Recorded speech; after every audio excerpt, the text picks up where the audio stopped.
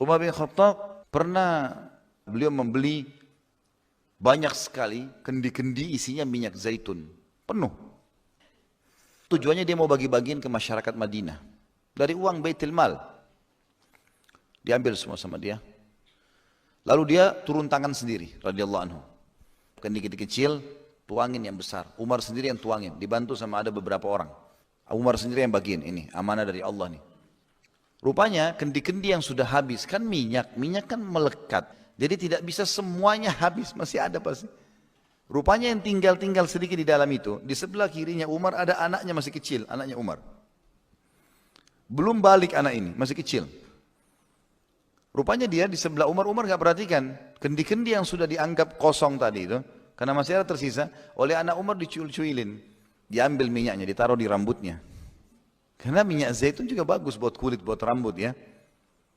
Saking banyaknya, karena sudah banyak kendi, kan satu kota Madinah dibagiin. Rambutnya anaknya Umar ini basah dengan minyak. Karena semuanya basah, dan karena basah, maka jadi rapi kelihatan.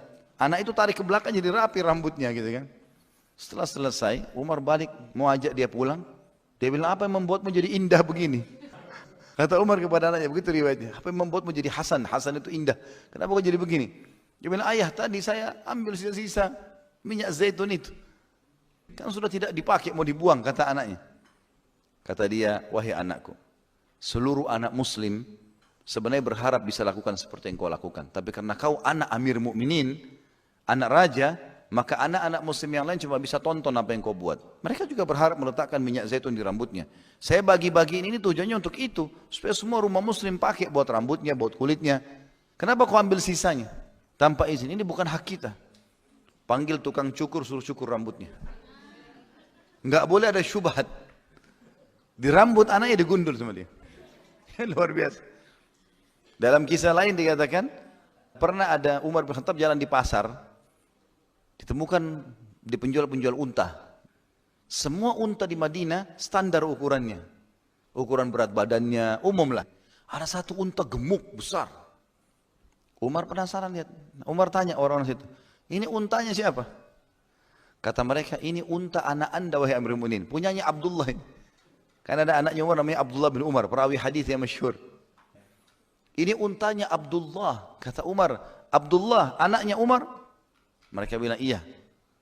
Panggil Abdullah. Hai Abdullah, apa yang menyebabkan untamu lebih gemuk dari unta yang lain? Ditanya anaknya. Maka kata Abdullah, saya tidak tahu, saya titipin saja.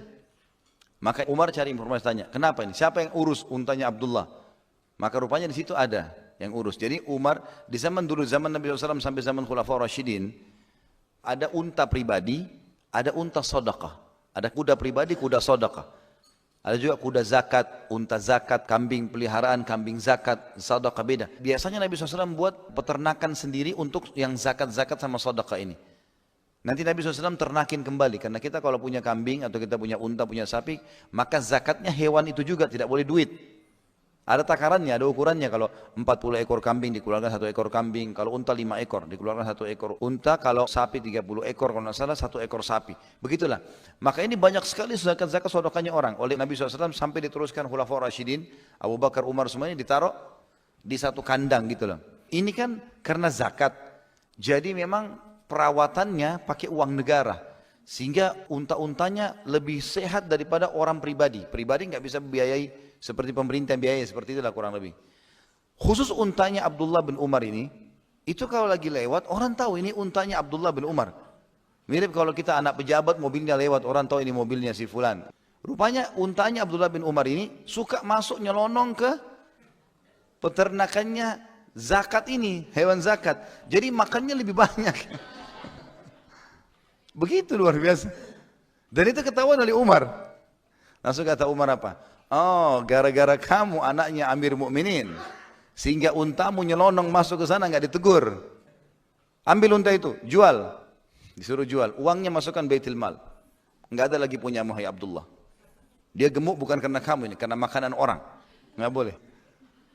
Luar biasa mereka jaga. Terbentuk pribadi ini dengan keyakinan itu loh. Padahal Umar zaman dulu nggak kayak kita loh sekarang, teman-teman. Sekarang kita teknologi, ini handphone, ini apa yang tidak ada di sini. Kita bahkan di atas ranjang bisa transfer duit. Bisa bangun masjid di malam hari mau tidur.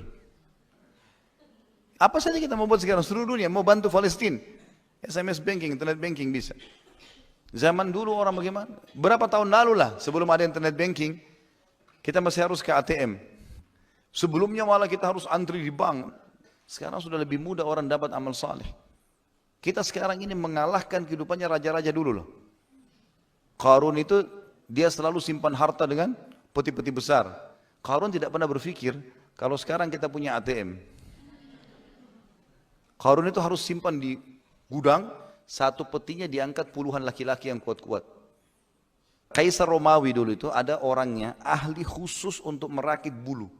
Bulu-bulu hewan dicari, dirakit dengan rapi sampai jadi besar, bulu besar untuk kipasin dia supaya rasa dingin. Kaisar Romawi tidak tahu sekarang kita punya AC. Pencet selesai, dingin.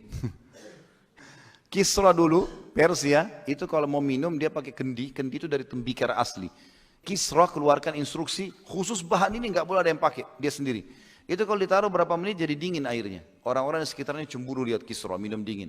Kita sekarang 300.000 dapat dispenser. Semua orang bisa dapat. Berapa tahun lalu, orang pergi haji masih pakai kapal laut. Saya lihat nenek-nenek dulu, saya sempat waktu saya masih kecil. Kalau mereka cerita pergi haji dulu sebelum kemerdekaan gitu ya. Itu 2 bulan naik kapal. Kita sekarang duduk di dalam pesawat, AC, 9 jam sudah sampai Jeddah. Jadi kemudahan ini jangan disia-siakan ini. Umar bin Khattab juga pernah menerima teman-teman sekalian ukuran takaran besar, misk namanya, minyak wangi, tapi serbuk dari Mesir, tapi dalam bentuk bongkahan batu. Entah bagaimana mereka buat itu. Tapi yang jelas seperti itu riwayatnya. Dan saking besarnya dikirim oleh Amr bin As dari Mesir. Umar ini nggak pernah pakai buat dia pribadi. Dia bilang sama istrinya, ini wangi sekali, besar begini, kita harus bagikan umat Islam. Saya berharap ada wanita muslimah yang mau bersedekah dengan tenaganya. Ini kerjanya perempuan nih, hancur-hancurin, tumbuk-tumbuk, maka nanti ditaruh di wadah kecil bagiin masyarakat. Kata istrinya, oh ya Amir Mu'minin, tidak usah cari orang lain, saya siap. Nggak ada bayaran, nggak ada apa, saya mau cari pahala. Baiklah. Umar pergi aktivitas urus-urusan pemerintahan, malam baru pulang ke rumah. Seperti biasa laki-laki mungkin aktif, maka pulang. Malam, istrinya bilang, Alhamdulillah sudah selesai tugas saya tadi. Oh, Masya Allah kata Umar, bagus sekali, mudah-mudahan jadi pahala. Begitu Umar mendekat, Umar cium bau wangi itu. Di istrinya. Umar tanya, dari mana wangi-wangianmu ini? Tadi, waktu saya lagi pecah-pecahin itu, kan banyak di tangan saya serbuknya. Daripada saya cuci, dibuang percuma, saya gosok di jilbab, di baju saya, gosok di cadar saya. Gitu. Kata Umar, subhanallah, istriku itu tidak halal buat kita. Sini saya bantu kamu. Kita sama-sama cuci, dicuci sama Umar. Bajunya, istrinya, cadarnya semua dicuci sama Umar. Umar bantu cuci. Takut itu jangan sampai tidak halal buat dia, bayangin. Digosok sama Umar. Sudah selesai, badannya istri juga digosokin. Masih bau. Kata Umar, masih wangi nih. Ayo kita cari tanah, ambil tanah. Digosok pakai tanah. Untuk hilangin itu gara-gara takut syubhat. Umar itu ciri orang yang beriman sama Allah apa adanya. Allah halalkan ya sudah nikmati, Allah larang ya sudah tinggalkan. Bahkan Umar tegas. Ini Allah perintahin, patuhi, tidak mau dihukum sama Umar. Ada satu teman-teman sekalian, orang ini suka sebarin syubhat. Syubhatnya luar biasa. Jadi dia bukan mau belajar agama dari ulama, enggak. Ada sahabat hidup di zaman khilafahnya Umar nih. Dari Irak dia datang. Dia datang ke Madinah khusus nyebarin syubhat. Jadi hal-hal yang membingungkan umat. Dia bukan tanya Umar, dia bukan tanya Abdullah bin Abbas, Abdullah bin Umar, Abu Hurairah, Ali, Uthman. Masih banyak sahabat. Dia cari majelisnya masyarakat Madinah yang orang-orang awam. Pinggir jalan orang lagi ngumpul. Hai kaum, Assalamualaikum, salam. Saya punya pertanyaan, ada yang bisa jawab? Dari mana kau? Saya dari Irak, jauh-jauh datang mau bertanya. Apa yang kau mau tanya? Ini orang dari Irak mungkin butuh jawaban apa? Apakah Allah nanti akan menghisap kita hari kiamat? Allah ajak ngomong kita enggak? Kalau Allah ajak ngomong, lalu bagaimana nantinya? Orang-orang awam enggak ngerti ini, mau jawab apa? Allah ngomong atau enggak nih? Dia pindah lagi majelis sana. Ngomong lagi begitu. Sampai satu Madinah jadi kacau nih. Gara-gara syubhatnya dia. Dia sebarin syubhat. Akhirnya dilaporkan kepada Umar bin Khattab. Ya Amir Mu'minin, ada orang datang dari Irak ini, ngacoin kita semua. Sana lempar syubhat, sini lempar syubhat. Kita panggil sama Umar. Lalu Umar tanya, kau dari mana? Dari Irak. Kenapa? Dia bilang, saya punya pertanyaan, apakah Allah akan menghisap kami dengan bertanya pada hari kiamat? Kata Umar, iya. Allah akan berbicara dengan kemahamuliaannya dan kesempurnaannya. Allah akan bertanya dan menjawab. Allah akan bertanya dan mendengar jawaban hambanya. Dengan bahasa apa saja. Maka kata Umar, sudah jelas buat kamu? Sudah jelas, dia bilang. Maka kata Umar bin Khattab, panggil tukang cambuk. Panggil. Buka bajunya orang ini, cambuk belakangnya. Ini cambukan karena kamu bukan datang kepada saya. Bukan datang kepada Uthman, bukan datang kepada Ali, bukan datang kepada Abu Hurairah, bukan datang kepada Abdullah bin Abbas. Banyak ulama, ngapain kau datang ke majelis ini sebarin macam-macam? Cambukan ini untuk itu. Sudah selesai, Umar bilang buka imamahnya. Buka, cambuk kepalanya. Sudah dicambuk kepalanya, kata Umar, masih ada syubhatmu? Dia bilang tidak ada lagi. Udah, sampai orang itu disuruh pulang ke Irak. Sampai Umar bin Khattab mati, Uthman bin Affan juga sudah mati. Terakhir Ali bin Abi Thalib. Keluarnya kaum Khawarij di Irak. Rupanya orang yang dicambuk sama Umar ini tinggal di situ. Orang-orang Irak yang Khawarij banyak syubhat. Protes-protes sahabat. Sampai kan Khawarij yang membunuh Uthman, yang membunuh Ali. Sahabat-sahabat dibunuh yang mulia. Yang jelas-jelas dimuliakan dalam sejarah Islam. Khulafaur Rasyidin. Dijamin masuk surga gitu. Mereka bunuh syubhat. Karena mereka anggap dirinya lebih alim. Ibnu Maljam itu yang membunuh Ali bin Abi Thalib, dia waktu bunuh Ali dia bilang ini pendekatan diri saya kepada Allah. Bayangin. Membunuh Ali bin Abi Thalib dia bilang pendekatan diri, syubhat. Gak belajar dari para ulama, jadi ngaco ini.